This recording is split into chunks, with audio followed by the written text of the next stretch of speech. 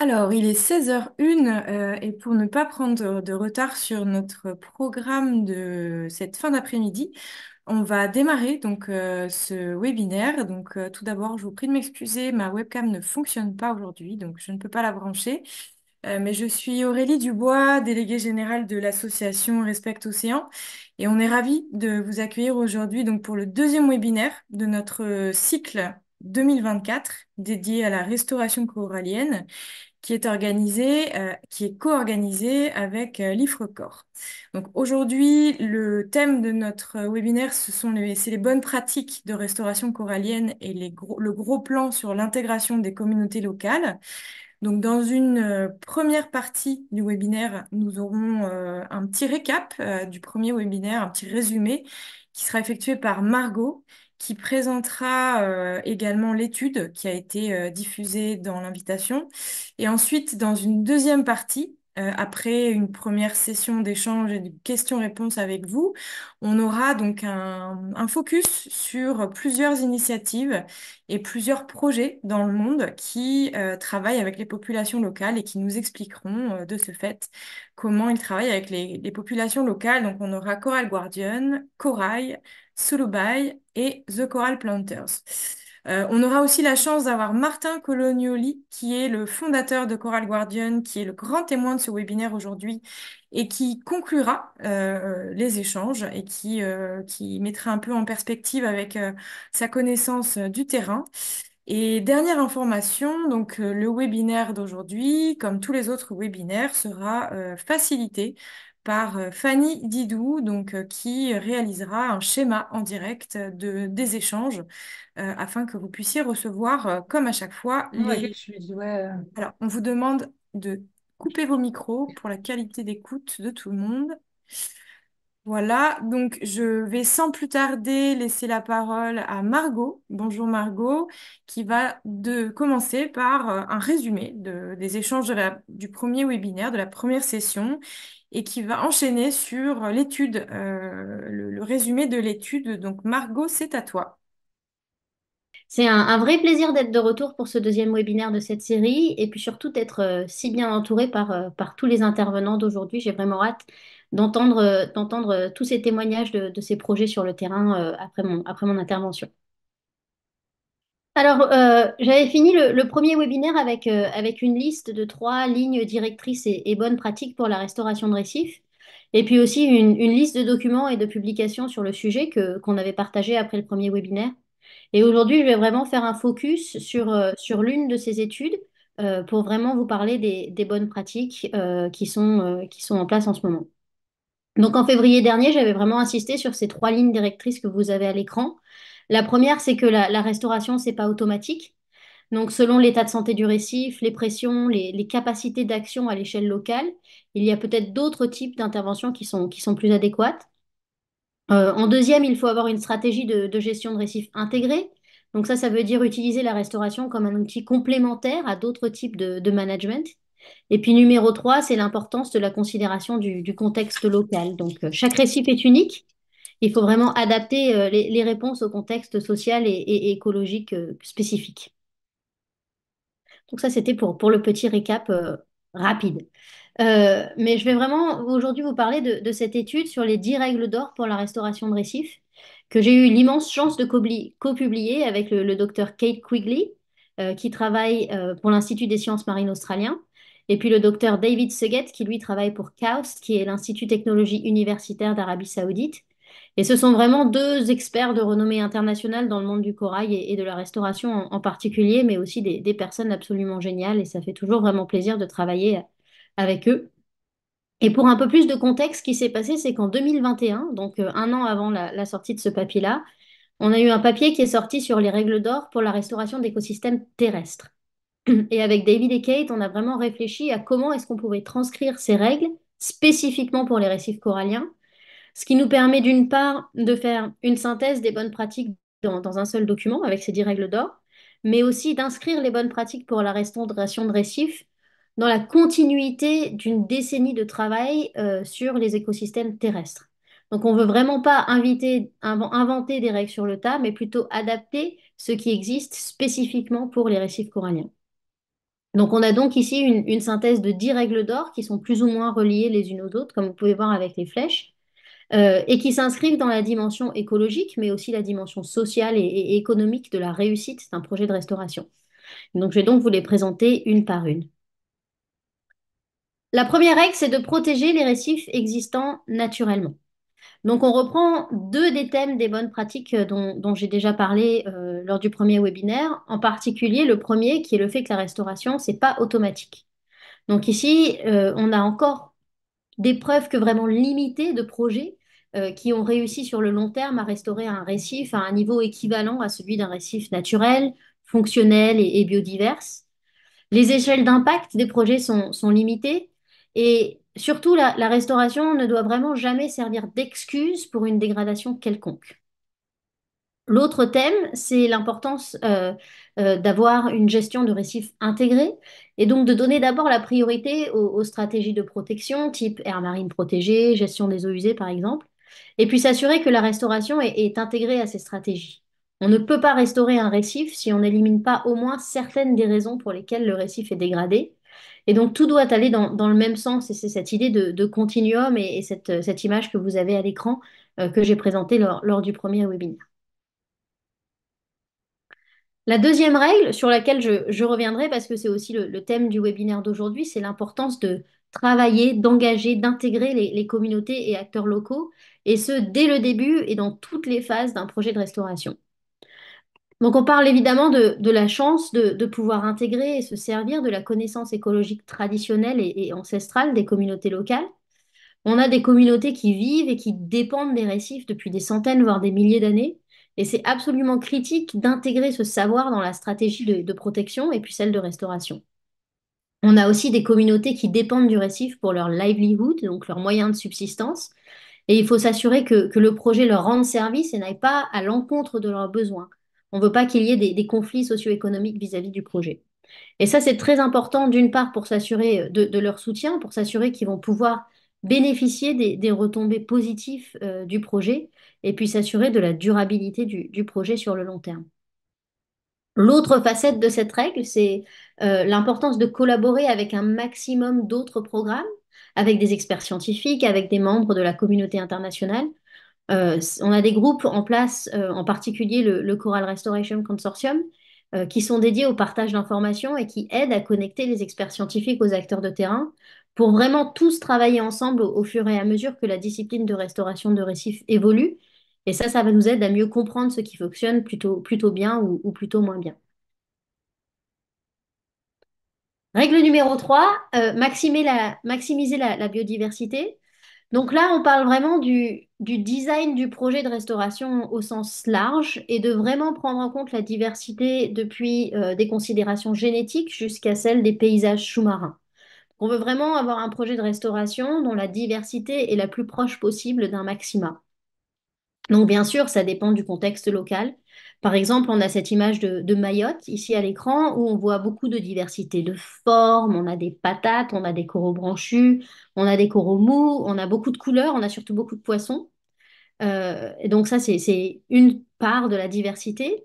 On a un exemple complètement différent d'Australie ici, avec un récif qui est dominé par les espèces d'acropores, donc qui sont donc des coraux branchus. Mais malgré cette domination d'acropores, on a une diversité d'espèces, on a une diversité de formes, on a même une diversité de couleurs dans des coraux de la même espèce qui sont vraiment une indication d'une belle diversité génétique et donc un plus fort potentiel de résistance et de résilience. Numéro 4, sélectionner les récifs appropriés.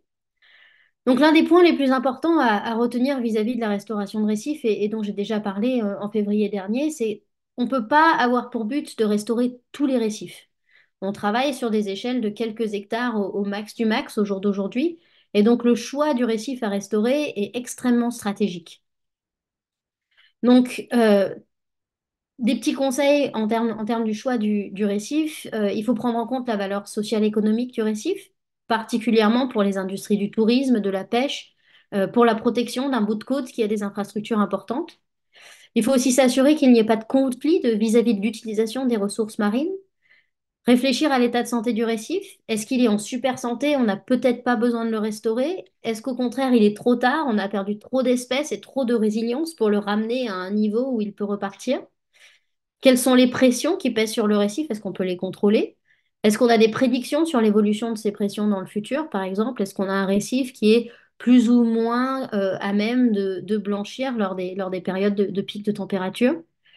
Quelles sont les logistiques d'intervention, par exemple? Est-ce que le site est facile d'accès? Est-ce qu'il y a beaucoup de courants ou de houles qui vont, par exemple, rendre le travail de restauration plus difficile? Donc tout ça, c'est vraiment un exemple des questions qu'il faut se poser en amont dans cette phase de design du projet pour vraiment s'assurer qu'on choisit le site qui a le plus de chances de succès sur le long terme. Et à l'écran, ici, vous avez un exemple d'une carte annotée lors d'un workshop avec des membres de la communauté locale de Moorea pour aider à choisir un nouveau site de restauration. Donc, on s'est assis avec des experts scientifiques et puis avec des membres de la communauté locale. Et puis, on a regardé la carte, on a regardé des sites qui avaient été préchoisis par le projet de restauration. Et on a fait un petit peu un exercice de réflexion. Ben, ce site, il est bien pour telle et telle raison, ce site, il est moins bien pour telle et telle raison. Et ça nous a vraiment aidé à pouvoir choisir le récif qui a le plus de chances de succès sur le long terme. Numéro 5, utiliser la régénération naturelle autant que possible. Donc ça demande dans un premier temps d'identifier ces barrières à la régénération naturelle. Par exemple, est-ce qu'on a un problème d'approvisionnement en larves de coraux? Est-ce qu'on a un manque de substrat adéquat? Est-ce qu'on a un manque de complexité récifale? Et puis, dans un deuxième temps, réfléchir à comment est-ce qu'on peut avoir un design de restauration basé sur des solutions naturelles.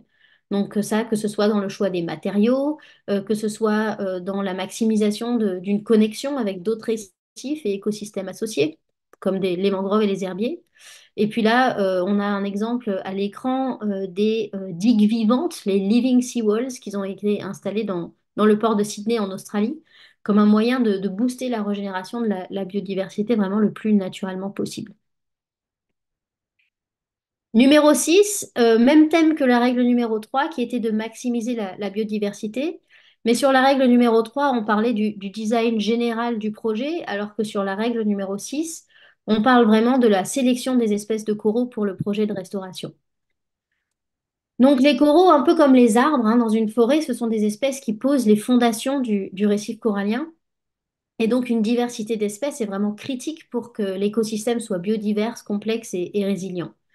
Différentes espèces de coraux ont des comportements différents. On a des espèces qui poussent très vite et qui vont prendre beaucoup de place, d'autres qui poussent beaucoup plus doucement, qui sont plus robustes potentiellement.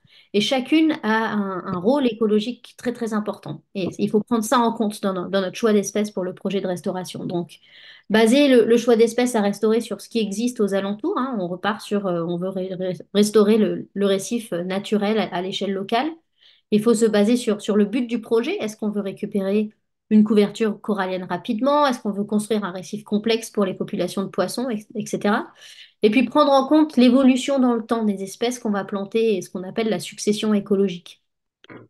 Donc, par exemple, les recommandations pour la reforestation, donc dans ce papier qui était sorti un an avant le nôtre en 2021, le papier ça parle d'utiliser 20 à 30 espèces avec un mix d'espèces de type pioneer, qui seraient les premières à recoloniser l'habitat dégradé, et puis des espèces climaxiques, qui sont donc les espèces qui mettront plus de temps à revenir naturellement, mais qui sont vraiment fondationnelles au bon fonctionnement de l'écosystème.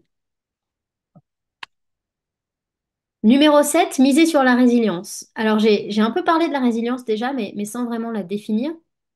La résilience du récif, c'est vraiment sa capacité, d'une part, à résister aux pressions et d'autre part, à se rétablir après un événement et s'adapter aux changements.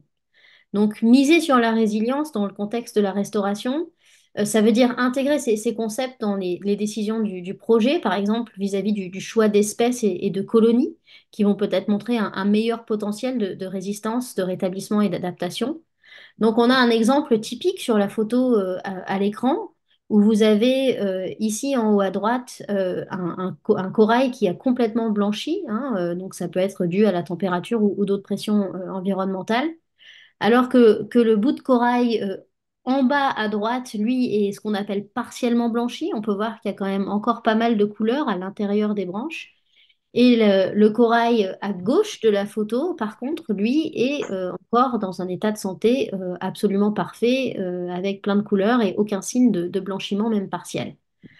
Donc, arriver à avoir cette connaissance approfondie du récif à l'échelle locale, de savoir quel type d'espèces et quel type de colonies sont plus ou moins résistantes à des types de pression à cette échelle locale, c'est vraiment important pour ce choix d'espèces et pour augmenter le potentiel de résilience du projet de restauration.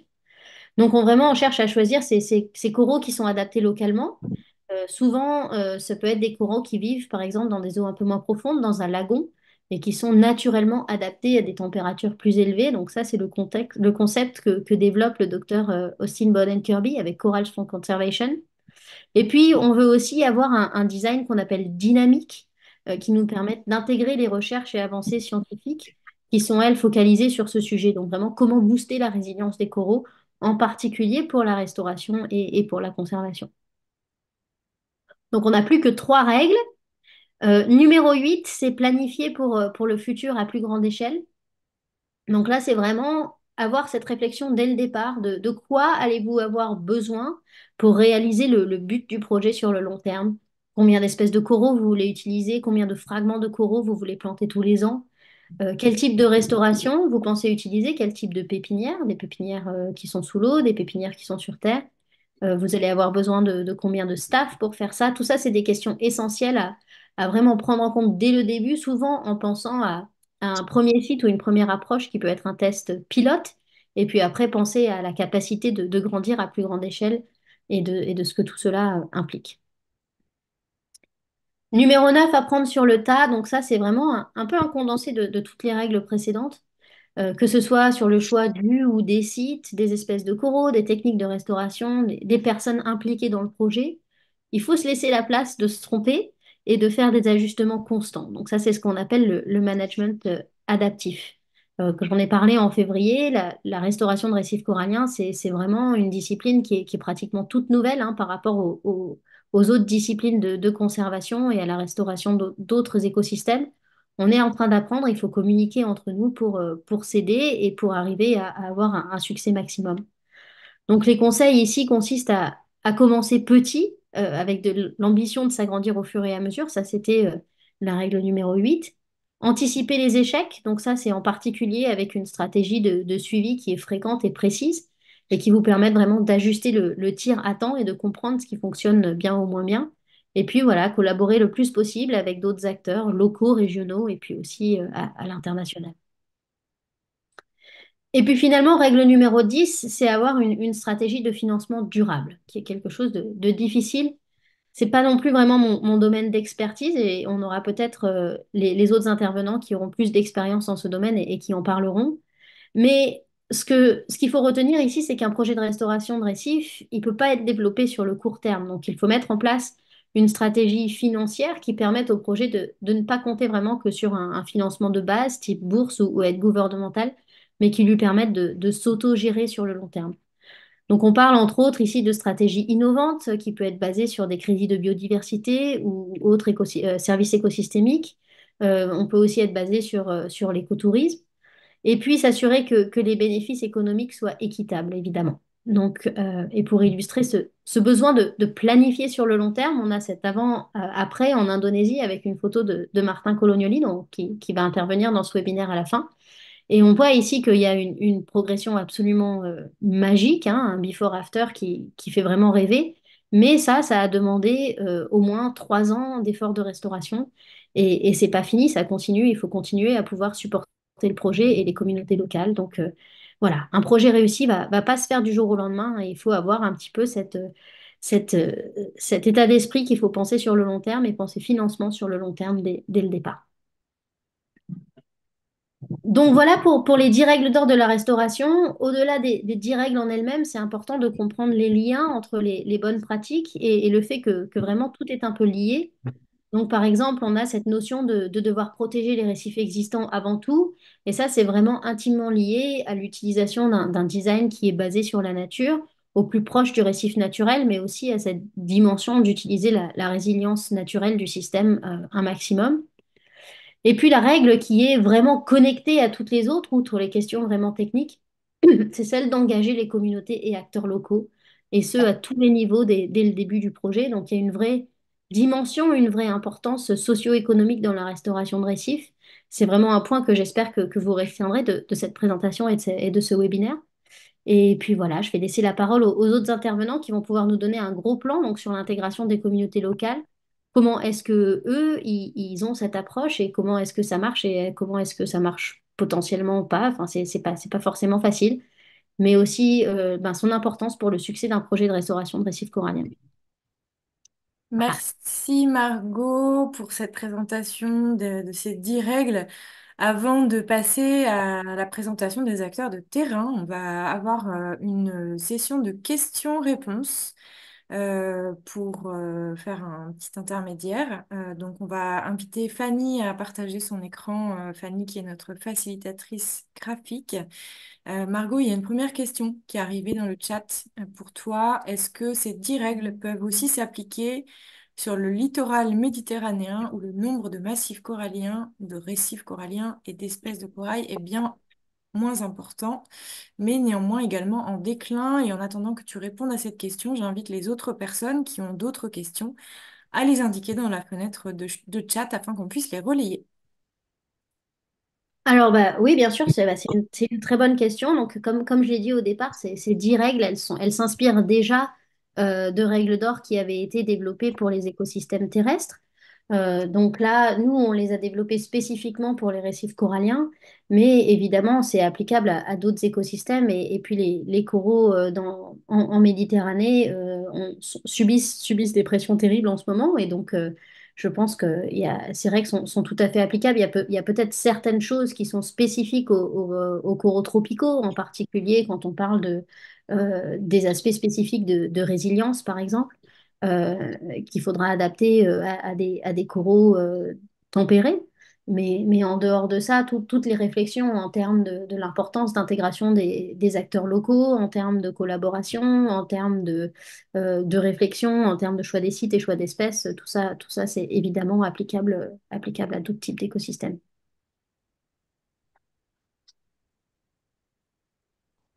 Alors, il y a une deuxième question. Comment s'assurer du support du gouvernement pour minimiser les risques humains du projet?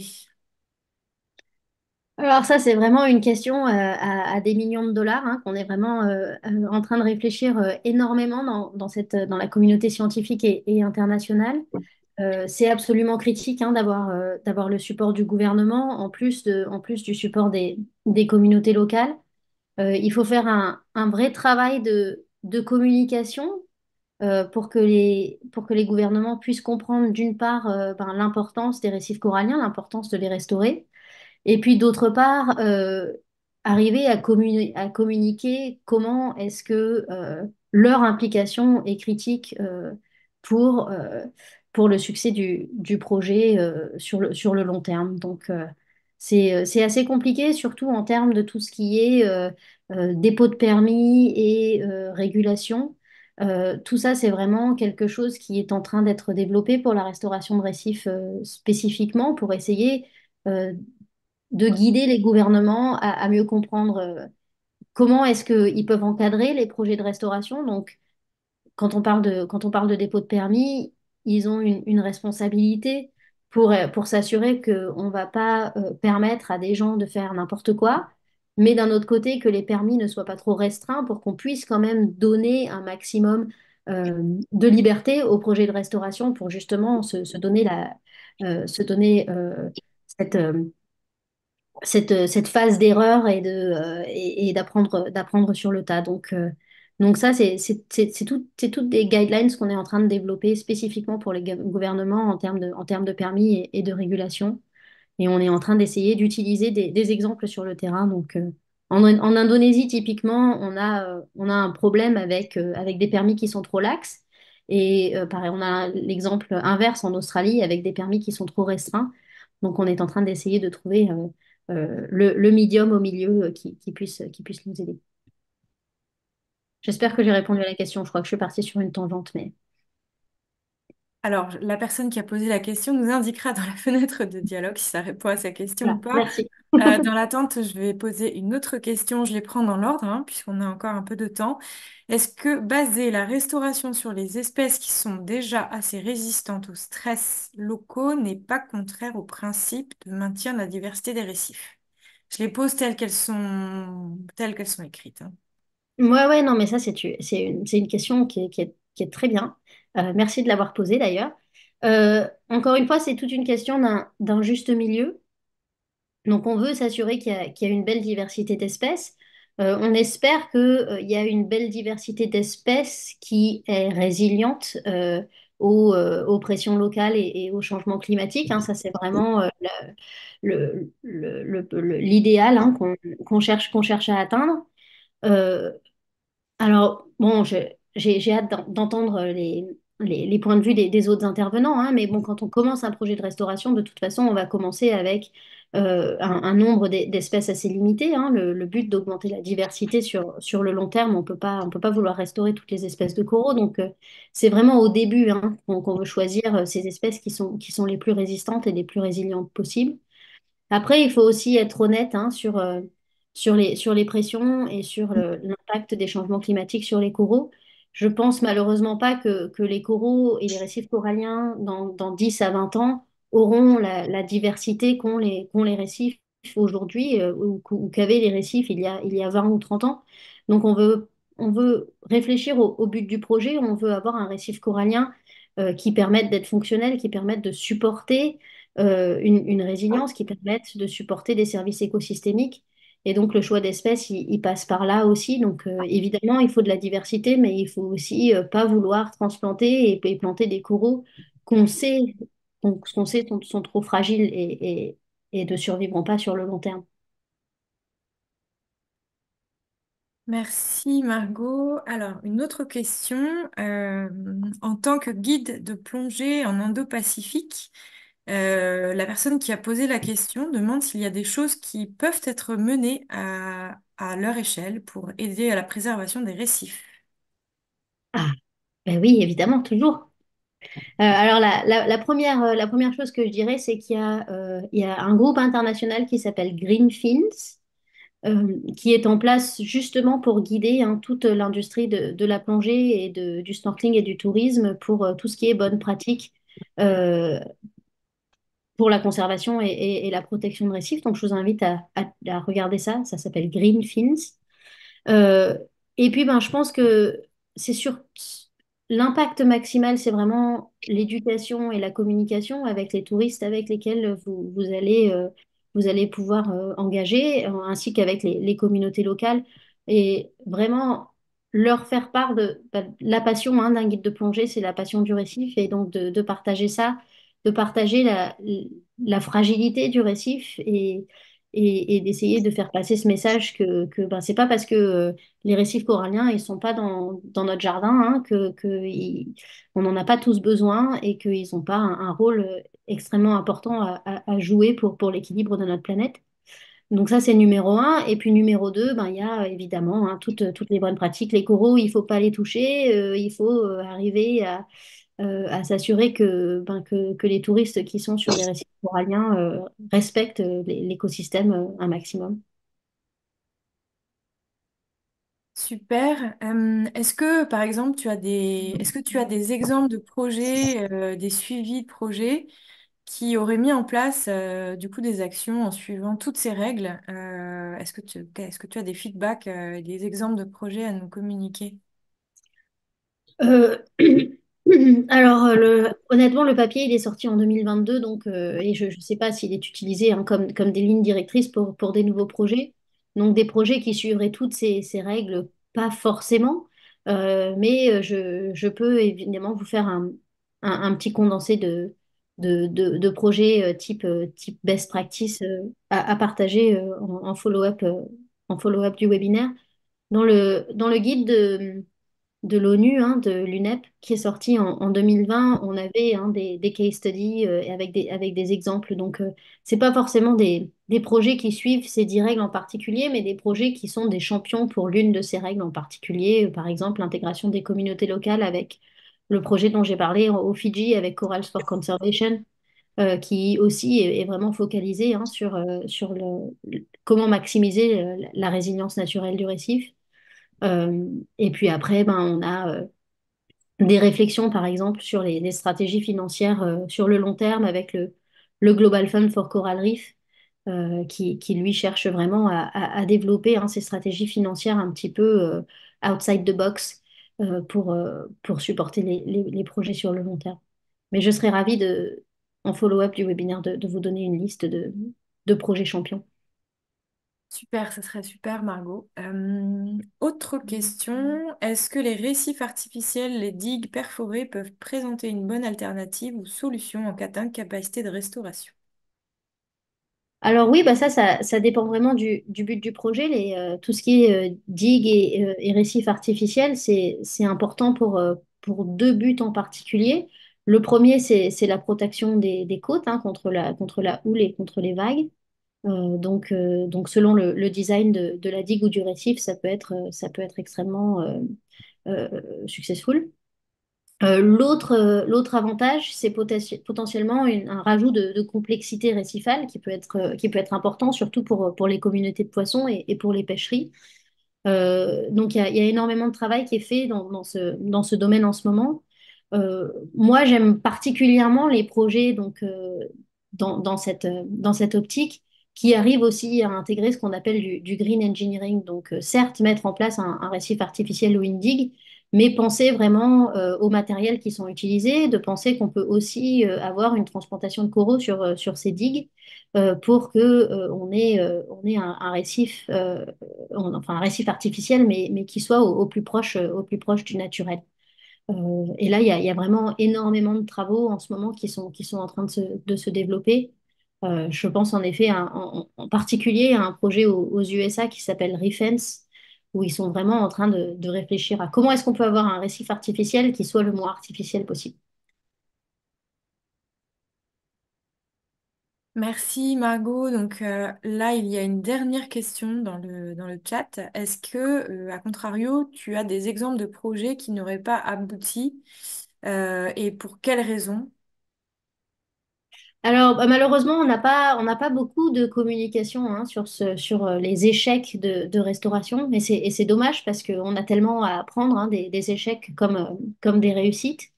Il y a en ce moment, j'entends pas mal parler de projets dans les Caraïbes qui ont énormément souffert du blanchiment à l'été 2023, où les projets ont perdu presque 100% des coraux qu'ils avaient dans leur pépinière sous-marine, par exemple, et donc qui se retrouvent avec devoir recommencer pratiquement à zéro, puis à se demander si ça vaut même le coup de recommencer. Donc là, vraiment, le problème, c'est que bon, le blanchiment, malheureusement, c'est la pression la plus grave hein, pour les récifs coralliens et on peut pas y échapper. Les coraux sont morts parce que les pépinières étaient dans des eaux qui étaient trop peu profondes et ils n'ont pas pu les déplacer potentiellement. Et puis, il y a aussi encore une fois, hein, peut-être un problème de choix de choix d'espèces et puis après de choix de diversité dans ces espèces qui ont fait que tout est mort. Voilà. Donc, ça, c'est un exemple hein, encore du besoin d'anticiper les pressions climatiques dans le design du projet de restauration et puis vraiment de maximiser la diversité au maximum. On a aussi hein, des échecs dans le passé qui ont été faits dans des pays comme la Thaïlande ou et l'Indonésie où les gens ont voulu planter 100 000 bouts de coraux et donc ils ont fait de la fragmentation de clones hein, un maximum et puis encore une fois il y a quelque chose qui s'est passé et puis tout est mort d'un coup parce on n'avait pas assez de diversité et pas assez de réflexion en amont. Donc ça, c'est des choses qui peuvent être évitées. Bon, évidemment, hein, suivre ces 10 règles, c'est très, très contraignant. Et puis, tous les projets, on peut pas forcément suivre toutes ces règles, mais vraiment avoir un petit peu prendre le temps de, de designer le projet d'avoir vraiment cette réflexion stratégique au début. Je pense que c'est vraiment le conseil le plus important que j'aurais à vous donner. Merci beaucoup, Margot. Donc, il n'y a plus d'autres questions dans le chat pour le moment. Donc, on va passer à la deuxième partie et aux exemples terrain. Donc, voir comment Coral Guardian, Corail, Sulubai et The Coral Planters travaillent avec les acteurs et les communautés locales, hein, qui fait partie, qui est l'une des 10 règles que tu as présentées aujourd'hui. Donc, Marche. D'abord, bonjour à tous. Ravie vraiment de rejoindre ce super webinaire où on retrouve des acteurs hyper engagés. Très contente de retrouver aussi The Coral Planters avec qui on avait collaboré justement à un moment. Donc, je m'appelle Jamila Danti, je suis la fondatrice de Corail et je suis très contente de vous partager un petit peu comment nous, on travaille avec les communautés locales. Et pour ce faire, je vais commencer d'abord avec une petite mise en contexte et vous parler un petit peu de nous et aussi de moi, de l'histoire en fait de Corail finalement. Donc moi j'ai grandi, je suis née et j'ai grandi à Madagascar. Pour remettre un petit peu de contexte sur cette île, c'est la quatrième plus grande île au monde. Elle est haute de plus de 20% des récifs coralliens de la région ouest océan Indien. Et pourtant, c'est aussi le cinquième pays le plus pauvre au monde. Et moi, je suis née dans une famille qui a toujours entrepris autour de la nature. Et notamment, mon père a développé un parc zoologique, Lemuria Land, dans lequel on peut rencontrer des lémuriens en pleine liberté, c'est zéro cage. Et ils avaient aussi une ferme de corail. Alors, j'emploie le mot ferme parce que justement, c'était le modèle initial où ils bouturaient le corail pour les aquariums, pour l'exporter ensuite dans les aquariums. Et donc, quand cette ferme a cessé son activité, suite notamment au décès de son gérant, mon père, j'ai choisi de la reprendre et de plutôt utiliser ce savoir-faire en faveur de la restauration corallienne, qui est notre grand sujet aujourd'hui. Et donc, c'est à ce moment-là que j'ai créé Corail et qu'on a lancé notre activité. Et à ce moment-là, un constat important que j'ai fait, du fait que j'ai fait mes études en France et en même temps, ma famille et mon passé était à Madagascar, c'est qu'en France, en Europe même, on a des entreprises qui ont des structures internationales et donc un impact dans nos pays comme Madagascar et qui s'exposent en plus aujourd'hui à un risque législatif croissant avec l'arrivée de la réglementation qui leur rappelle qu'ils ont une responsabilité à laquelle ils ne peuvent plus échapper. Et en même temps, de l'autre côté, on a un continent africain où va se trouver la moitié de la jeunesse, près de la moitié de la jeunesse mondiale d'ici la fin du siècle. Et cette jeunesse qui est euh, de plus en plus fragilisée par la dégradation des écosystèmes et notamment des écosystèmes marins. Et donc à ce moment-là, on a eu l'idée de créer Corail avec l'objectif d'accompagner les entreprises dans la régénération des écosystèmes marins et donc de créer une relation gagnant-gagnante. Donc ça, c'est pour vous donner un petit peu le contexte. Et donc nous, aujourd'hui, on va les accompagner à la fois en termes de conseils sur leur stratégie biodiversité, mais ce qui nous intéresse aujourd'hui, c'est surtout la partie contribution. On leur permet à la fois de contribuer à des projets de régénération, mais c'est important, quand on parle de régénération du vivant, de ne pas parler uniquement du corail, mais aussi de parler des personnes et justement des communautés locales. Et donc, c'est là l'introduction qui me permet de vous parler un petit peu de notre projet. Donc, notre projet pilote, il a commencé dans cette petite aire marine protégée qui s'appelle Nuciança, au nord-ouest de Madagascar, et dans lequel, en fait, on développe vraiment une démarche holistique où à la fois on fait de la transplantation de corail, sur les côtes environnantes, on fait de la restauration de mangroves, et surtout, on sensibilise et on travaille de concert avec les acteurs et les communautés locales. Donc voilà juste pour la mise en contexte. Et maintenant, quand on parle de communauté locale, on parle de qui exactement? Moi, je vous propose de faire un petit focus sur les communautés locales qui concernent nos projets à nous, puisque l'idée, c'était de vous montrer un peu du concret et de ce qu'on fait sur le terrain. Donc, d'abord, Le contexte malgache, en quelques mots, donc je l'ai déjà dit en introduction, c'est la quatrième plus grande île au monde. C'est un hotspot de biodiversité extrêmement important. Et pourtant, c'est le cinquième pays le plus pauvre au monde, dans lequel l'indice de développement humain fait partie donc, des pays les plus bas. Le salaire minimum est de 55 euros mensuels. Et on est sur une population qui dépend principalement des, en fait, de sa biodiversité, puisqu'on a plusieurs, la majorité des Malgaches sont donc des agriculteurs, petits agriculteurs exploitants, et 65% de cette population vit à moins de 100 km des côtes, et donc dépendent pour se nourrir, mais aussi en termes de ressources économiques, de ce qui existe sur les côtes, donc de la biodiversité marine côtière en particulier. Enfin, c'est ce qui nous intéresse en tout cas aujourd'hui. Et donc, quand on va s'intéresser aux communautés dépendantes avec qui nous, on va travailler, on a vraiment deux grandes catégories. On a les pêcheurs traditionnels et on a les opérateurs touristiques. Ce qui paraît toujours le plus évident, c'est les pêcheurs traditionnels quand on parle de récifs coralliens, parce que, pour rappel, les récifs coralliens, c'est 500 millions de personnes dans le monde qui dépendent directement de ces récifs, notamment à travers l'approvisionnement en nourriture et donc la pêche. Mais dans des contextes comme Nosy qui est donc l'archipel dans le nord-ouest de Madagascar où nous, on a notre activité, la principale source de revenus, c'est le tourisme, c'est l'arrivée des touristes. C'est la capitale touristique de Madagascar, c'est le deuxième aéroport international.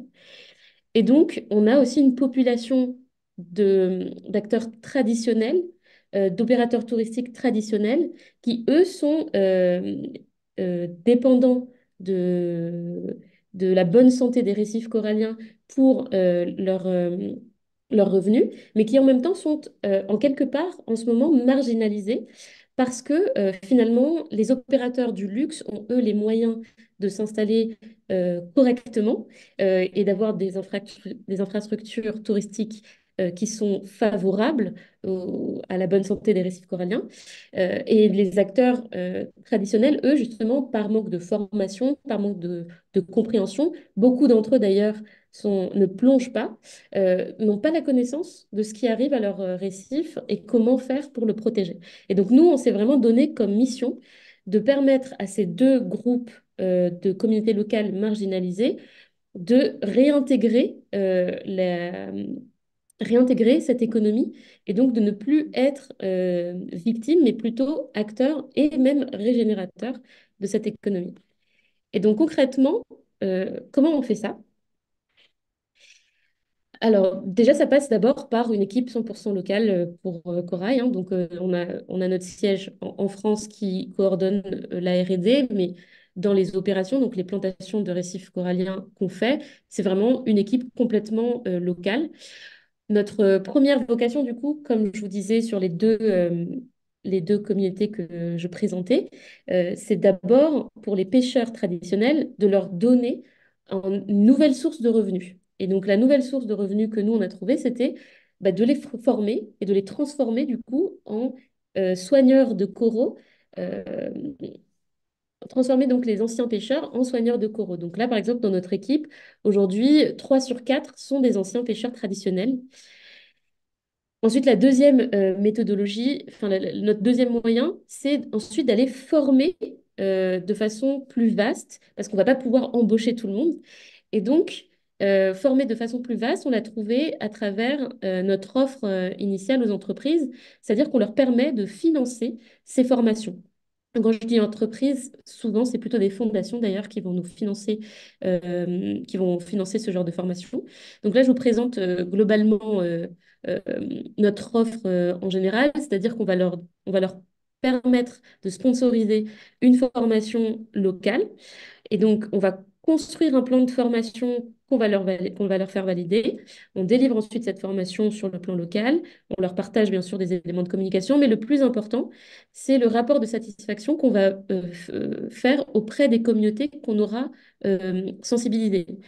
Et globalement, nos principaux instruments de mesure pour ça, c'est le nombre d'acteurs qu'on aura réussi à sensibiliser, le revenu moyen qu'on va leur remettre, et ça c'est un élément très important pour expliquer la démarche de Corail, c'est que toutes ces personnes, elles vivent au jour le jour.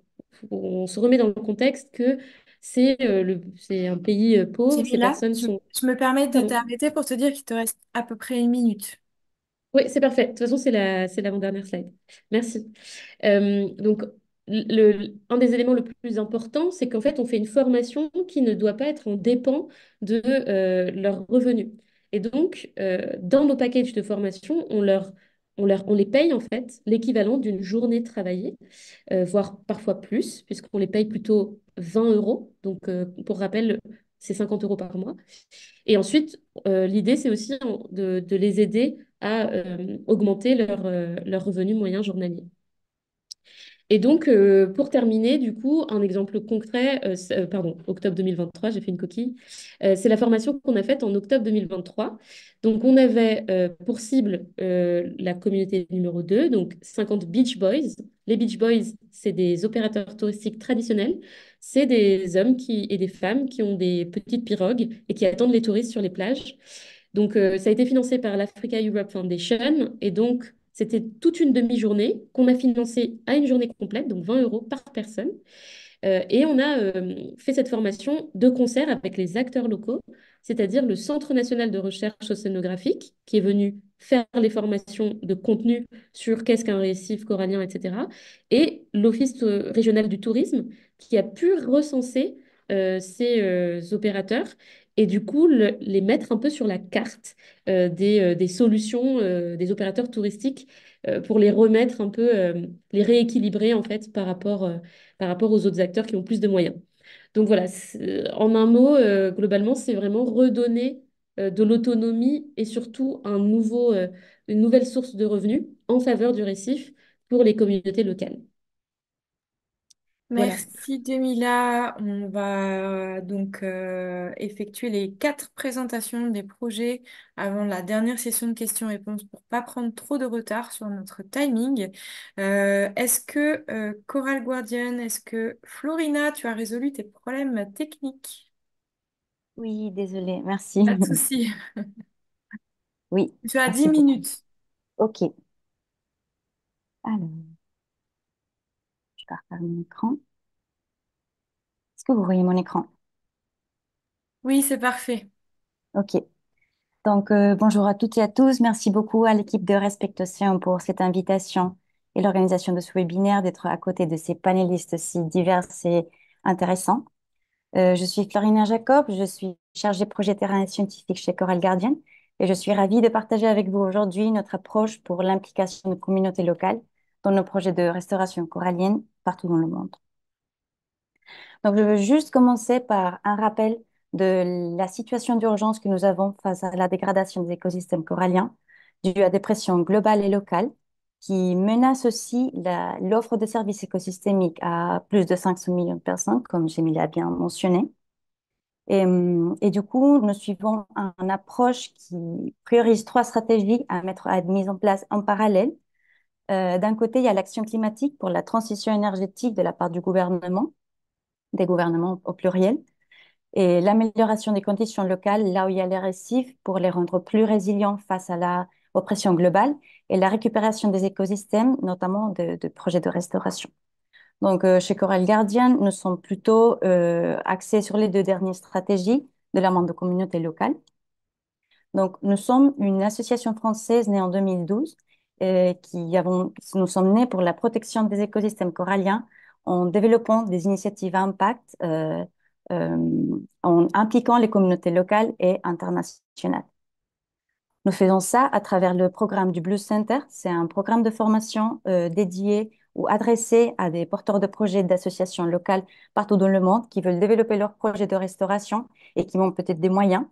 Donc, nous proposons un accompagnement adapté à leurs besoins en termes techniques, scientifiques, de visibilité et financiers à 3 ans renouvelables afin que ces initiatives puissent se renforcer et se développer dans le temps et gagner en autonomie.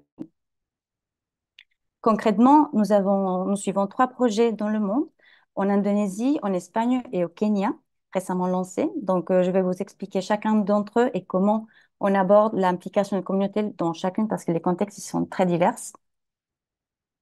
On commence par notre projet pilote sur l'île de Atamin. On est en Indonésie, pas loin du parc national de Komodo. Et c'est un projet mené en collaboration avec la fondation WES depuis 2015 et jusqu'à présent. Donc, le contexte local, initialement, était dominé par des communautés locales fortement dépendantes des pêcheries pour leurs moyens de vie, mais en même temps des récifs fortement dégradés dus à l'utilisation de la pêche à la dynamite qui détruisait la biodiversité, mais aussi menaçait bon, les moyens de vie de toute la communauté locale.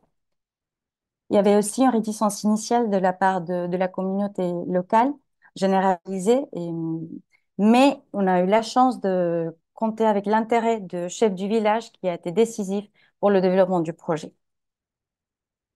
Du coup, l'approche pour ce projet était vraiment basée sur la construction de la confiance avec les acteurs locaux, également la construction d'une équipe constituée par des membres des communautés locales qui puissent être impliqués dans la gestion des récifs coralliens et similaire à l'initiative de Jimila. Et l'idée, c'était qu'il retrouve une source de revenus liée à la conservation. Donc, il y a eu un soutien financier dès le début de l'équipe salariée. Et nous avons aussi défini une zone protégée où l'écosystème pouvait se régénérer et on garantissait la stabilité pour la récupération de l'écosystème, où on mène toutes les actions de bouturage et de transplantation. Et les méthodes, en termes de méthodologie, ils ont été choisis en pensant à l'adaptabilité au contexte local et la facilité pour la prise en main par les communautés locales. Également, nous avons mené un programme de suivi social et biologique à long terme. Et du coup, aujourd'hui, ce projet, il est mené par une équipe locale de 8 salariés stables qui reçoit des formations régulièrement. Et il y a une aire marine protégée de 1,2 hectare qui est surveillée en permanence. Nous avons transplanté plus de 59 000 coraux et nous avons un retour de biodiversité 3 fois plus de poissons dans les récifs restaurés comparés aux récifs témoins, ainsi qu'un retour pour les pêcheries locales une augmentation dans la prise de poissons de 7 fois plus de poissons autour de l'aire marine protégée, parce qu'à l'intérieur, il n'y a pas, l'activité de pêcherie est limitée. Et également, nous avons un programme pour informer et sensibiliser les différentes parties prenantes dans la zone, les pêcheurs, les enfants, les autorités, des résultats du projet, des résultats de leur implication. Donc ça, c'est le projet en Indonésie. Maintenant, un contexte complètement différent. On est en Méditerranée. Et au sud de l'Espagne, c'est un projet, le projet Deepcore, il est mené depuis 2020 en partenariat avec l'association Coral Soul. Et donc ici, nous sommes situés à Punta de la Mona. C'est une aire marine protégée, reconnue par le gouvernement, mais pauvrement protégée. Et ici, vu les situations océanographiques de la zone, il y a la possibilité du développement des coraux qui normalement sont beaucoup plus en profondeur, à entre 30 et 40 mètres, qui est beaucoup moins profond que d'habitude. Mais cette faible profondeur fait aussi qu'ils soient plus vulnérables à des pressions liées aux activités côtières telles que la pêcherie ou le tourisme, la pêche ou le tourisme, pardon. Et du coup, cette population de corail chandelier que vous voyez dans les photos est menacée et cette espèce est aussi la base de tout un écosystème. C'est une zone de habitat et d'alimentation pour la biodiversité marine. Il y avait aussi l'enjeu de la manque de visibilité de cet écosystème corallien. On n'est pas à 2-3 mètres comme en Indonésie, mais à 30 mètres, donc c'était plus difficile. Du coup, l'approche pour ce projet était différente et voulant répondre à la question de comment visibiliser cet écosystème et les problématiques dont il fait face. Donc, on a commencé avec la description de l'écosystème pour comprendre, avoir des chiffres sur les impacts sur la population de corail, chandelier. Du coup, on a trouvé qu'il y avait 80% des coraux qui étaient impactés par les filets de pêche.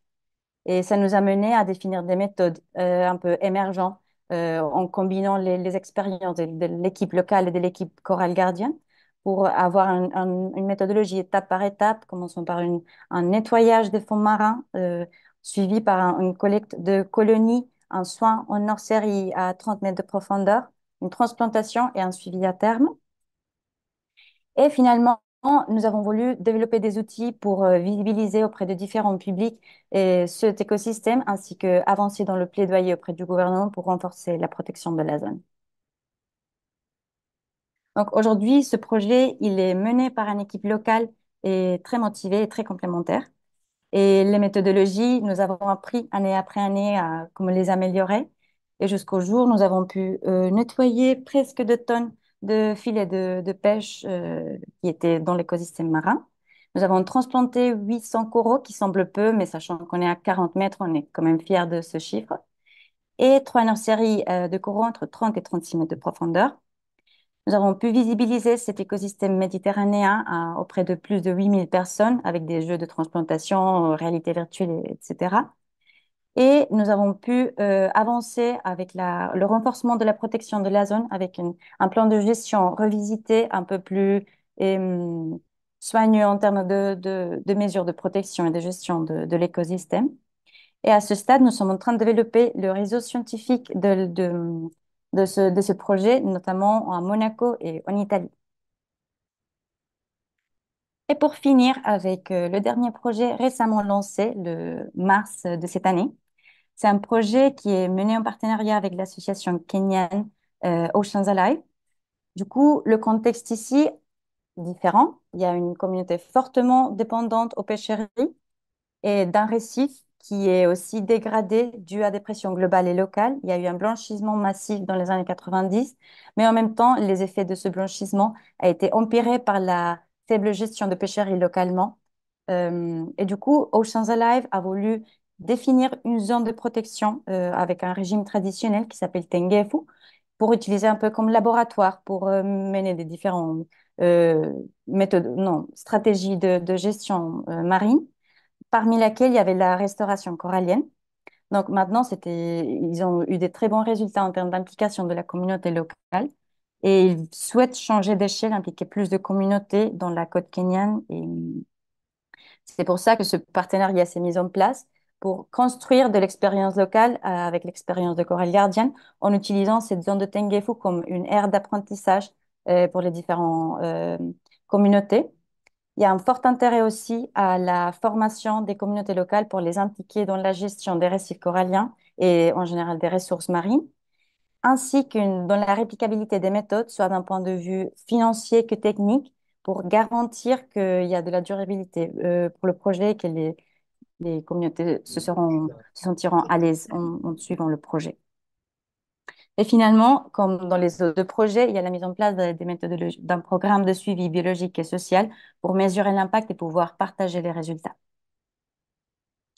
Donc rapidement, pour vous donner un peu quelle est notre perspective avec ce projet, parce qu'il n'y a pas encore de résultats, on veut protéger 70 hectares de récifs, on veut former à la restauration et au suivi corallien à 60 pêcheurs, on veut transplanter autour de 12 000 coraux dans la zone, sensibiliser des enfants dans les écoles, oui, dans les écoles à Kuruwitu, du coup développer des outils et aussi mettre en place des échanges régionaux avec d'autres projets pour diversifier les apprentissages et les connaissances de l'équipe locale. Donc, Merci oui, beaucoup, Florina. merci à vous. Alors, Désolée. on a eu des questions pour Ouais, Jamila et pour toi, Florina, dans la fenêtre de chat. On a pris un peu de retard sur le déroulé du webinaire. Je ne sais pas si on aura le temps d'avoir une deuxième session de questions et réponses. Donc, n'hésitez pas à répondre à l'écrit aux personnes qui vous ont sollicité. On posera quelques questions à la fin si on a le temps, mais on préfère laisser la parole Il nous reste 3 interventions et on va donner la priorité à à ces interventions. Donc Frédéric, merci. est-ce que tu es là? Est-ce que tu as une présentation à partager ou pas? Est-ce que tu nous entends?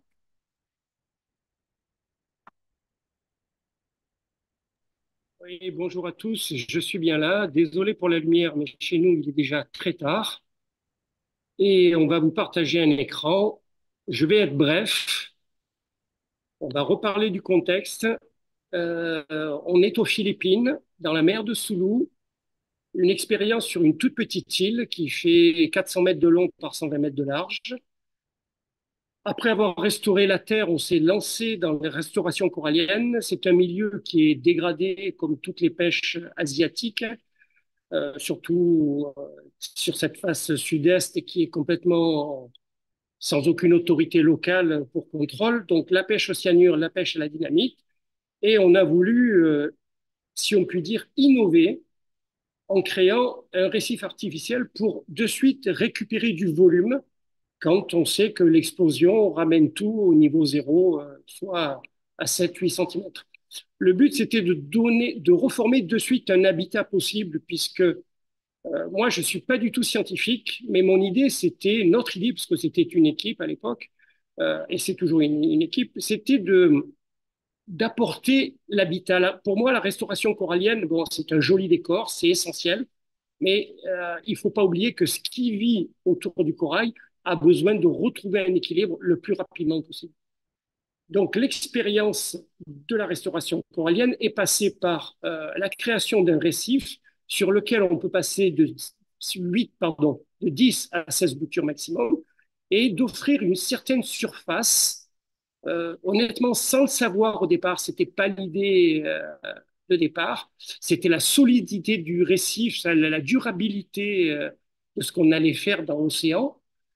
Et on est parti sur une méthode qui consiste à exercer de la pression sur le bouturage. On n'a pas voulu passer par les cols, les plastiques, les fils de fer, uniquement la pression. Donc ces petites barres permettent de coincer les débris de coraux que l'on prenait sur place. Donc on ne passe pas du tout en nurserie. On a décidé de gagner du temps et d'essayer en fin de compte, moi j'ai pris ça comme une horloge. Il fallait essayer d'apporter un maximum d'efficacité dans la durée. C'était peut-être dû à mon âge, mais bon, qu'importe, on a fait ce choix. Donc, la pression, le bouturage, en prenant directement les débris qui étaient le plus en bonne santé et en partant surtout sur une idée de mixité totale. La mixité totale, vous la voyez un petit peu là-dessus, mais il y aura d'autres photos qui seront beaucoup plus éloquentes. Faire des suivis, c'était essentiel, surtout ne venant pas d'une communauté scientifique. On a décidé de sélectionner à peu près 200 coraux, totalement différents les uns des autres, et de faire un suivi. Aujourd'hui, on les suit uniquement 2 fois par an. Donc, on a créé une espèce d'outil adaptable à notre récif artificiel pour avoir toujours la photo du même endroit et à la même distance, jusqu'au jour où ben, le corail nous empêchera d'arriver sur place. Toutes ces données sont aujourd'hui une véritable source de travail pour des jeunes scientifiques. On travaille beaucoup avec le CRIOB, avec Laetitia. On avait rencontré ces personnes-là au tout début de notre volonté de faire quelque chose de nouveau. Là, vous avez quelques résultats de la diversité de ce que l'on peut obtenir avec différents coraux. Mais le plus important, à mes yeux, c'est qu'aujourd'hui, quand on arrive à greffer au maximum 16 coraux sur un récif artificiel, on a un spawning naturel, c'est-à-dire qu'aujourd'hui, on fait un relevé pour ça. Il y a 25 coraux qui peuvent se fixer naturellement, en moyenne, sur les surfaces restantes. Et ça, c'est génial, c'est parce que on en arrive presque à dire que la nature, elle a besoin que de support pour se recoloniser et reprendre un espace et une biodiversité. Le résultat de la volumétrie de nos récifs artificiels a permis une recolonisation immédiate de la faune et de la flore. Alors, il faut savoir, c'est que ne travaillant pas en nurserie, on travaille directement où le corail a été explosé. Ça peut être à 5 mètres, ça peut être à 10 mètres, ça peut être à 25 mètres. Nous, on travaille là, uniquement là où ça a été dégradé, et on travaille par patch à peu près de 10 mètres.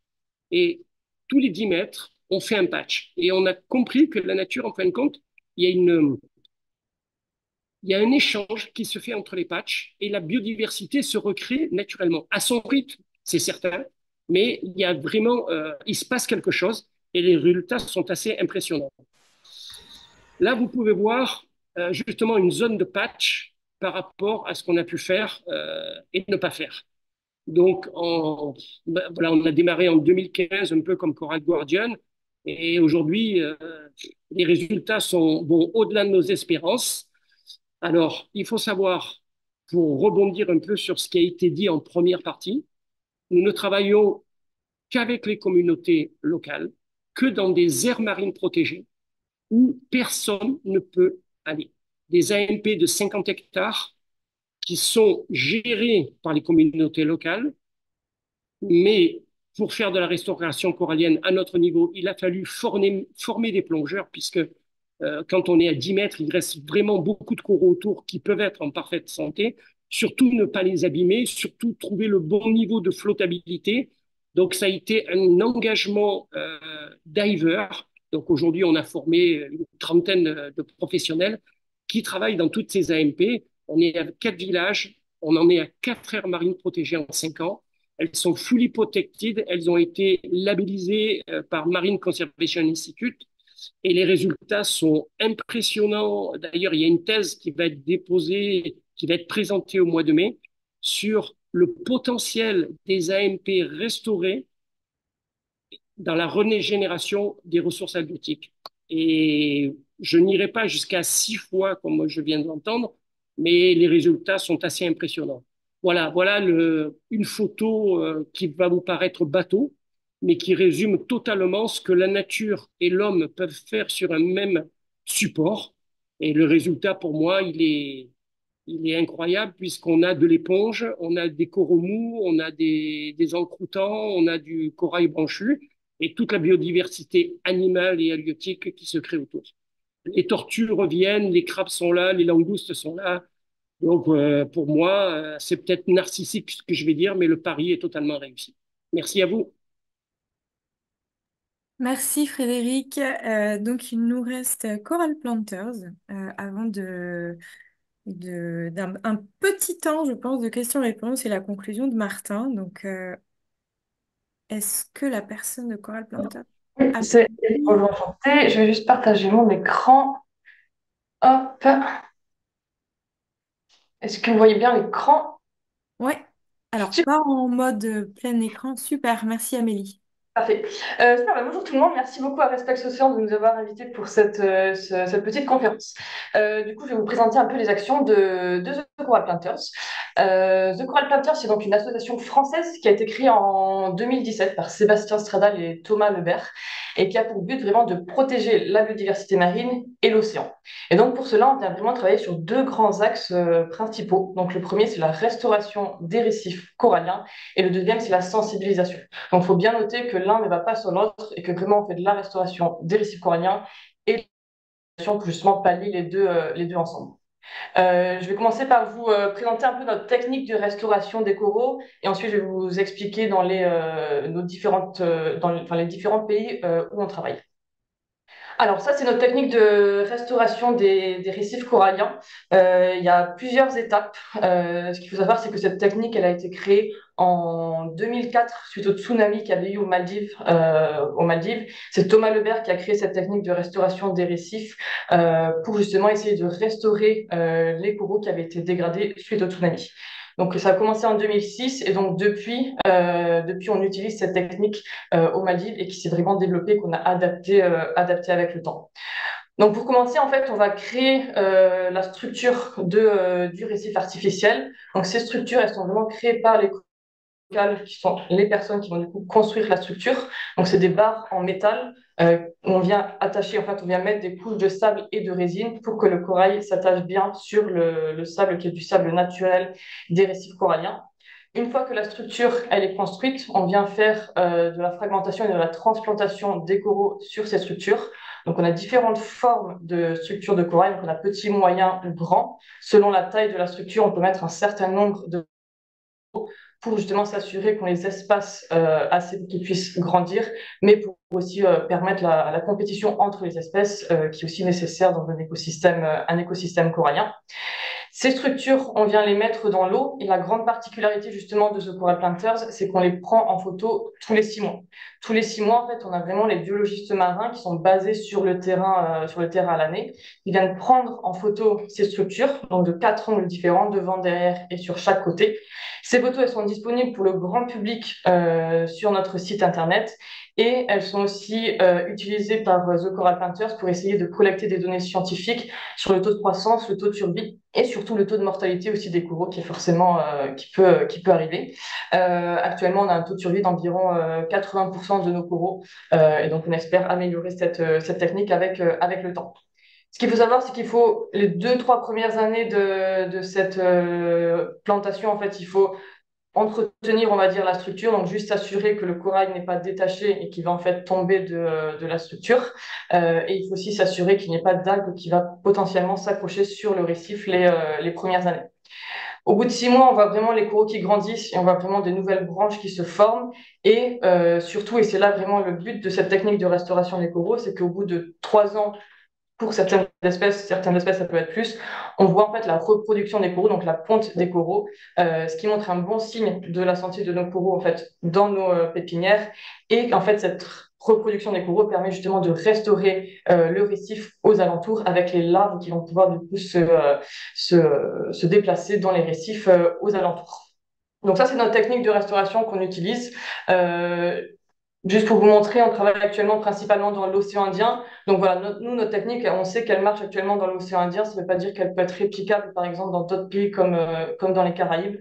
Ça fait 20 ans qu'on travaille dessus et qu'on l'a élaboré. Euh, pour vous contextualiser un peu nos lieux d'action, le siège social, il est en France.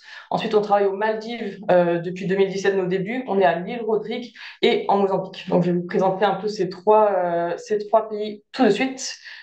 On est donc basé aux Maldives avec notre partenaire terrain qui, eux, sont basés aux Maldives depuis 2004, qui sont donc Reefscapers. Reefscapers, c'est une entreprise maldivienne créée par Thomas Lebert, qui est un Français, et Marie Salim, qui est une Maldivienne.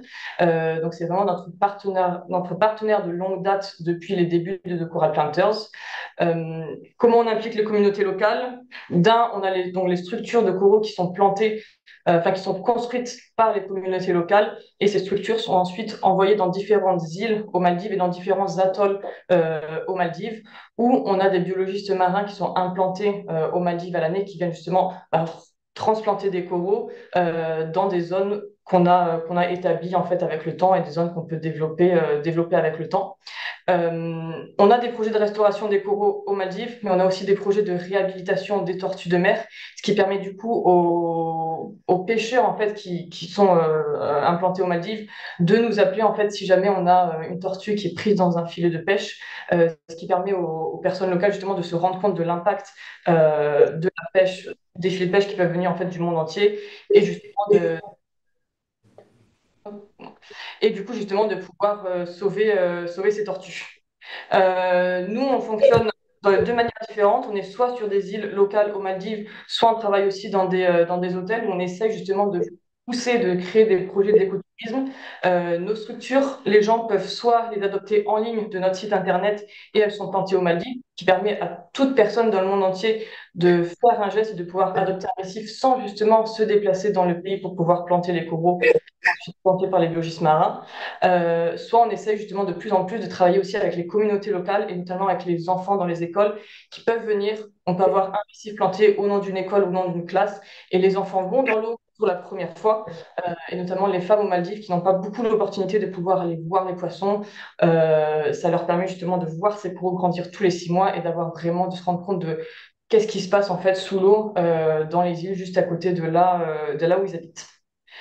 Donc ça, c'est pour le projet Reefscapers. Donc voilà, donc c'est un vrai partenariat qui dure depuis les débuts et avec qui on a des très forts liens sur le terrain et pour la partie. Le deuxième projet que The Coral Planters a, c'est avec Blue Earth Ocean Project. Blue Earth Ocean Project, ils sont basés à l'île Rodrigue, donc c'est juste à côté de l'île Maurice. C'est un projet de restauration des coraux que The Coral Planters a formé. Ils existent depuis 2021. Donc l'équipe de The Coral Planters, on a formé en fait les populations locales sur le terrain à notre technique de restauration des coraux. Ils ont ensuite élaboré leur tout un impact assessment justement pour voir où s'implanter sur l'île Rodrigue. Maintenant, on gère nous le projet de loin avec notre appui scientifique et toujours avec les photos des récifs tous les 6 mois. mais le projet, voilà, on les aide à trouver en fait des financements pour que le projet continue et à ce qu'ils puissent travailler avec le gouvernement local. Mais le projet est vraiment géré par Blue Earth Ocean Project. Nous, on a l'appui scientifique quand nécessaire pour justement qu'ils continuent de développer ce projet. Mais sinon, il est 100% géré en fait par les gens qui sont sur le terrain et par l'équipe donc de Blue Ocean Project. Et donc, le dernier site de The Coral Planter, donc ça, c'est un tout nouveau projet qui, justement, n'a pas vraiment commencé. On est en cours de l'élaborer. On va lancer un projet de restauration des coraux en Mozambique, qui serait donc dans une aire marine protégée. Donc, actuellement, on est en contact avec des communautés locales qui ont justement une aire marine protégée. Et on va du coup, donc on est en cours en fait d'installer le de le développer. Donc, on aimerait envoyer le premier ou la première biologiste marin d'ici juin 2024 pour justement essayer de développer ce projet. Donc, on aimerait faire tout un rapport, un impact assessment pour justement bien localiser la zone où on aimerait planter des coraux, pouvoir justement identifier toutes les espèces qu'on peut utiliser, qu'on va pouvoir restaurer dans cette zone, obtenir les autorisations de transplantation des coraux auprès des gouvernements et un peu s'assurer de toute la logistique, que ce soit le visa, le logement, le recrutement, etc. Donc ça, c'est un projet qui serait en fait pour le coup 100% The Coral Planters au début. Où, du coup, on aimerait envoyer un biologiste marin de The Coral Planters sur le terrain la première ou les 2 premières années. Et avec le temps, en fait, dans l'idée de ce projet, on aimerait en fait former vraiment les populations locales à notre technique de restauration des coraux. Donc, dans l'idée, on aimerait former les gens à la plongée sous-marine pour qu'ensuite ce soit eux qui prennent le relais sur la partie transplantation et restauration des récifs pour que justement ça puisse devenir un projet 100% géré par les communautés locales et que nous, pareil, avec le temps, on continue à donner notre appui scientifique à distance, on va dire, mais qu'il soit géré vraiment par les communautés locales pour justement un peu développer et agrandir cette aire marine protégée tout en essayant de transplanter des coraux dans cette zone. Donc c'est un projet en cours. Chercher un peu plus de financement pour ce projet. On est en train de l'élaborer. Donc on espère que d'ici juin et surtout toute l'année 2024, en fait, on va commencer à le lancer. On va vraiment bien pouvoir le développer justement pour en faire un beau projet et un peu partir de zéro dans ce nouveau pays. Donc, il y a beaucoup de travail à faire justement pour s'assurer des 10 règles d'or de la restauration des coraux avant qu'on se lance. Donc, le but, c'est pas de commencer en juin de planter des coraux, mais c'est de justement lancer le projet pour faire toute cette réflexion en amont avant de transplanter les coraux. Et je vais juste finir rapidement pour essayer de pas finir trop tard, juste pour vous donner quelques chiffres de l'association, de où on en est. Donc actuellement, on a planté 28 000 fragments de coraux depuis nos débuts en 2017. Notre objectif en 2024, ça va être d'en planter 40 000 dans les 3 pays où on travaille. On a planté 570 récifs artificiels. Donc, c'est des récifs artificiels qui ont été adoptés soit par le grand public, soit par nos partenaires. Donc, grâce en fait au soutien aussi des personnes qui adoptent un récif, on peut justement continuer nos actions de restauration et de sensibilisation qu'on fait beaucoup en France. Et donc, le petit chiffre, on intervient beaucoup dans les écoles et on a sensibilisé plus de 750 enfants dans environ une vingtaine de classes et une dizaine d'écoles en France. Et donc, le but de l'association en 2024, ça va être d'intervenir dans de plus en plus de régions en France, justement, pour essayer que les gens comprennent bien l'impact des activités humaines que ça peut avoir sur les coraux et comment chacun à son échelle peut agir et comment surtout chacun à son échelle en France a un impact sur les coraux et pouvoir essayer de le limiter et de mitiguer cet impact qu'on a sur l'environnement. Et donc, juste comme vous avez dû voir les photos, juste la petite photo pour vous montrer justement, ça c'est une photo au bout de 3 ans de notre structure. Donc, on voit qu'on a une diversité justement d'espèces. On travaille avec environ entre 25 et 40 espèces avec The Coral Planters. Donc, c'est un travail qu'on fait depuis une vingtaine d'années justement sur le terrain où on a identifié quelle espèce on peut mettre sur ces structures. Voilà, et donc n'hésitez pas à adopter un petit corail si vous le souhaitez. Merci Amélie et merci à tous pour vos présentations. Alors en théorie, il nous reste les questions-réponses et la conclusion de Martin. Alors, ce que je vous propose, c'est que Martin fasse la conclusion et sélectionne dans les questions qui ont été posées une ou deux questions que ce sera lui qui choisira.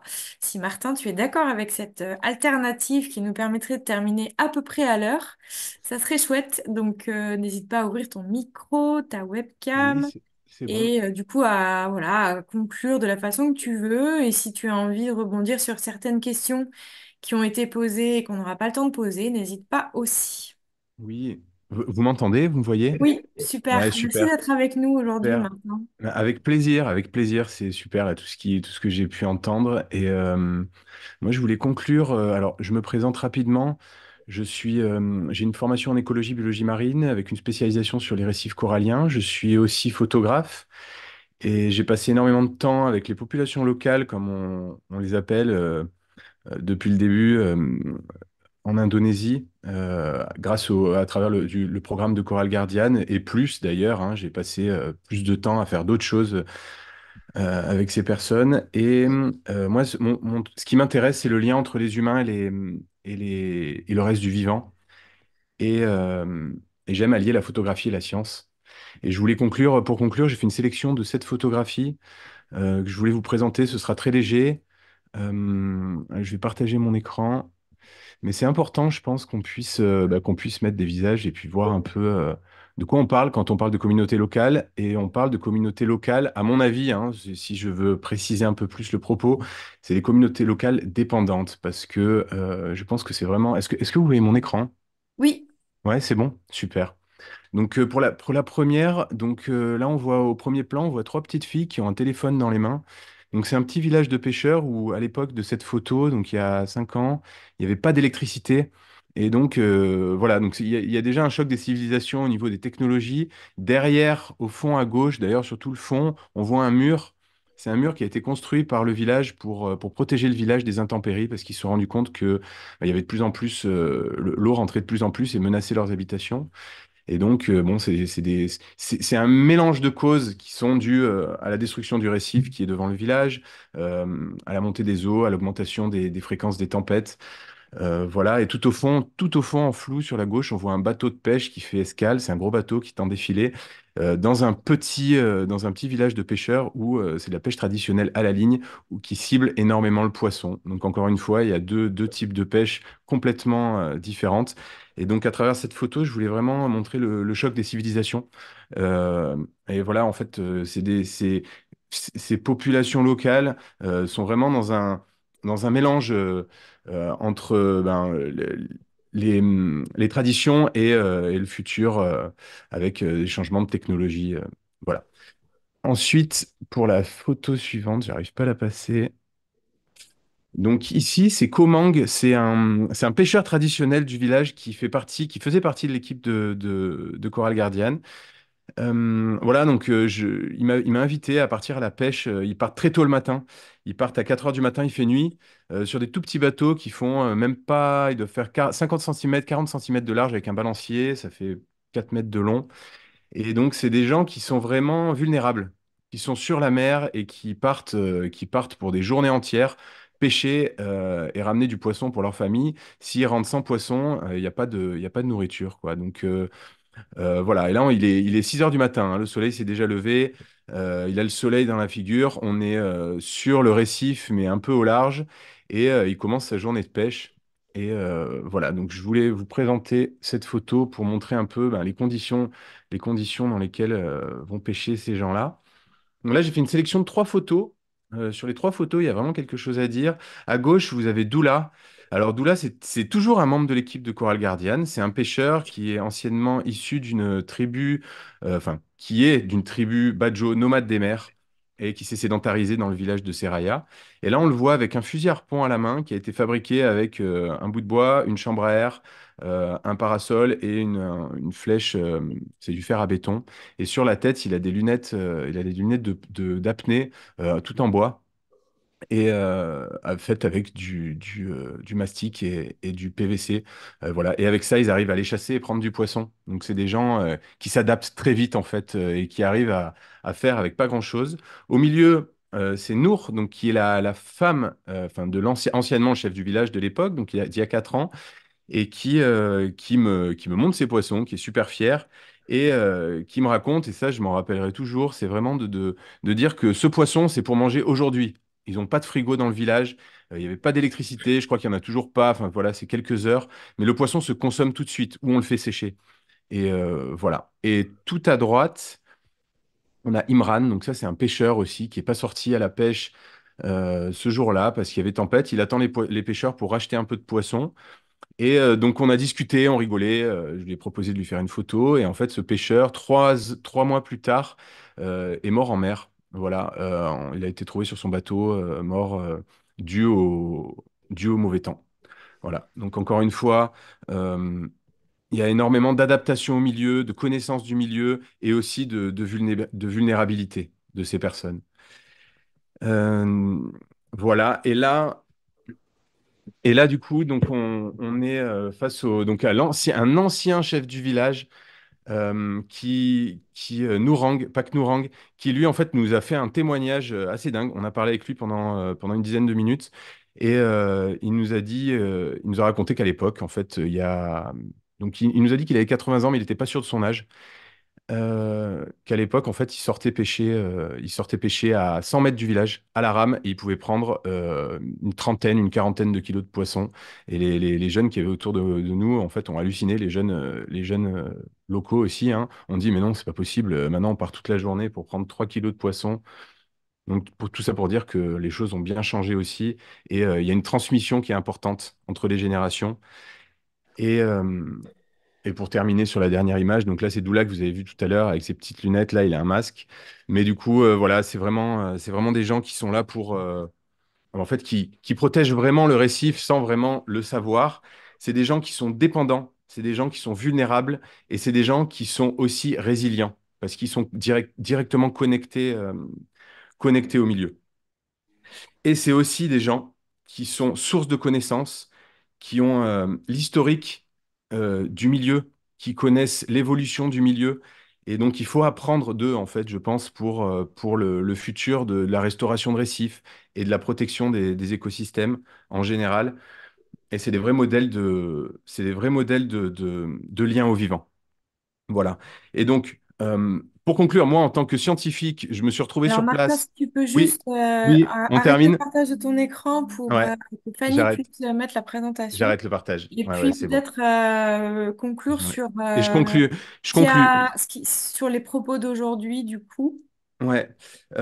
Oui, alors, moi, je pense vraiment que on travaille avec des communautés locales, mais on est tous la communauté locale. Moi, c'est ce que j'ai vu à travers cette expérience, c'est qu'on est tous la communauté locale d'un écosystème et que en fait, il est important de protéger l'écosystème auquel on se sent lié. Et que ces gens-là le font déjà, et je pense qu'on leur apporte des choses à travers toutes les connaissances techniques, biologiques, scientifiques, mais je pense qu'il y a énormément à apprendre d'eux aussi dans l'autre sens et de le transmettre entre les projets. Donc je pense qu'il y a vraiment une importance de se connecter tous et de discuter, de partager les informations. Voilà, et du coup, je tenais à remercier Respect Océan pour ce super, pour cette super conférence. Et je tenais aussi à partager deux autres associations que je connais bien, qui sont pas là et qui font du super boulot. Je parle de The Sea People qui travaillent en Indonésie et Ocean Gardeners qui sont aussi en Indonésie et qui travaillent avec les populations locales. Et voilà, moi, mon souhait, ce serait qu'on puisse tous bosser ensemble et tous partager l'information. Voilà, merci beaucoup et merci Respect Océan. Alors, merci à toutes et à tous. Donc, Margot et puis les représentants et représentantes des 4 projets et à Martin également. On va finir avec quelques minutes de retard, mais pas encore dans une limite encore assez raisonnable. On n'a pas eu le temps pour les questions et les réponses de la deuxième session.